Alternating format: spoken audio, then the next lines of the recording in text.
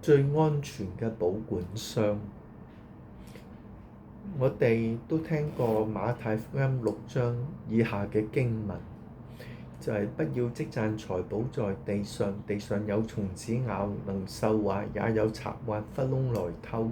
只要積攢財寶在天上，天上沒有蟲子咬，不能受壞，也沒有賊挖窟窿來偷。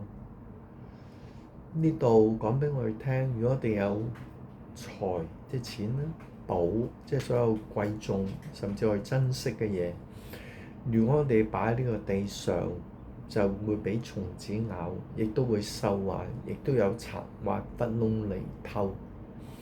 嗰個賊就係魔鬼。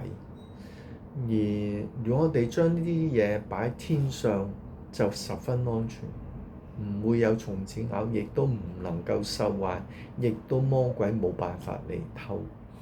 所以我哋作基督徒嘅，將我哋嘅所有財寶擺喺天國，擺喺天上，擺喺神嗰度就最安全。因為神係大能嘅神，佢嘅膀臂伸出嚟嘅時候係無人能敵嘅榮耀嘅王，戰無不勝嘅王。所以我哋應該將我哋嘅金錢，我哋所珍視嘅寶物，例如我哋嘅名譽啦，我哋嘅房屋啦，我哋嘅親人啦，我哋嘅妻子兒女咧，都全部交託俾神，包括我哋嘅性命，亦都唔例外。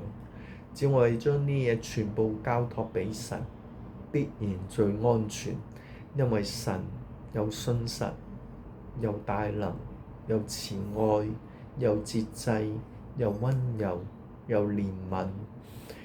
佢必可以為你保存你所有嘅珍視嘅寶物，直到永遠。